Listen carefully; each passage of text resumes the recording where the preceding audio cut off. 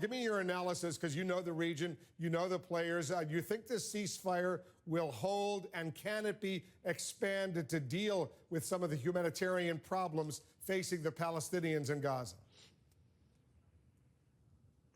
Well, good to be with you, Wolf. I think that the idea is to see the next 48 to 72 hours. This is a humanitarian truce, as it was called, and I'm quite encouraged by the fact, as are so many of us here, that delegations now are in place in Cairo to negotiate what will hopefully be a permanent ceasefire. But more importantly, I think we have to have a smooth transition to serious talks on making sure that this never happens again. This is Gaza, forgive the analogy, but season 4 or season 5. We've seen this before. We saw it in 2004, we saw it in 2008, 2009, we saw it in 2012, and we're seeing it this year in 2014. We just have to make sure that this doesn't happen again by addressing the root cause, which is the Arab-Israeli conflict. Now, the problem is that regardless of the blame game that's taking place right now, and it usually does happen after every Gaza escalation, at the end of the day, it's the people of Gaza who are suffering from the siege, from a disastrous humanitarian situation, civilian deaths, destruction. I think we all have to collectively think about how we can rescue them from this. The whole region seems to be on fire right now, Foreign Minister. Look what's going on in Libya. What a total disaster. In Syria, we almost are ignoring 150,000 Syrians have been killed over the course of the last 3 years, and there have been so many more injured and so many millions of refugees internally, externally. So many of them have fled to Jordan. In Iraq, it looks like a total disaster with the U.S. out of Iraq right now, the ISIS forces taking power in all sorts of areas. Jordan is still a stable place, but how worried are you about what's going on in your neighborhood right now? Well, we'd have to be totally naive not to be worried about what's happening in the region. But as you said, we're, thank God, and have always been a safe haven, a safe and stable and secure country. In a few years, we'll celebrate, God willing, 100 years of contemporary modern Jordan.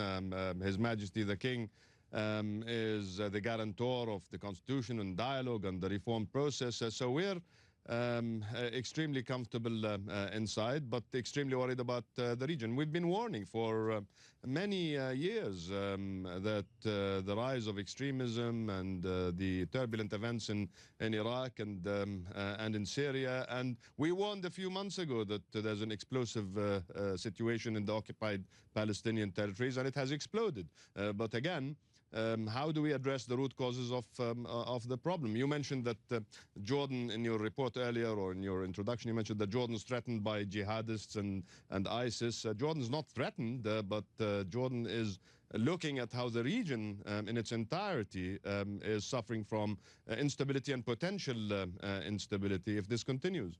Is Prime Minister Netanyahu right when he lumps Hamas in together with Al-Qaeda and ISIS and Boko Haram and all these other fanatic groups out there, these extreme terrorist organizations? I missed the first part of the question. I heard Boko Haram. Boko Haram is in West Africa. I know. The question is Prime Minister Benjamin Netanyahu right when he lumps Hamas in with these other terrorist groups like Al-Qaeda, ISIS, Boko Haram? Wolf, what's happening today, and forgive me for calling a spade, like I mentioned earlier, Gaza season 4 or season 5, every time we see the same thing, it's the same script. A few rockets are lobbed at Israel. Israel retaliates with the full force of its military. Thousands of civilian deaths. Has that made Israel more secure? Has that made Gaza better than it was? Has that made the region safer? No. So it's time for all of us to sit and collectively think about how we address the root causes again, and how we come out of this mess that we see recurring every couple of years. We can't have that continue. I mean, these images of women, children, and the elderly being killed, 18, 20 members of the same family every other day.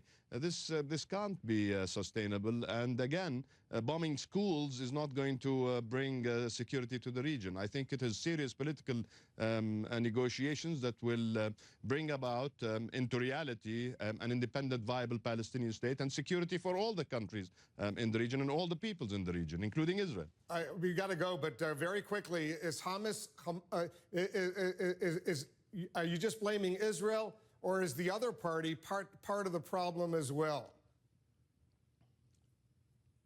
Wolf, I was very careful in saying that the time for the blame game is not now. We have a dire straits situation. We have the region in its entirety, as you pointed out, and as I totally agree, suffering from many factors of instability.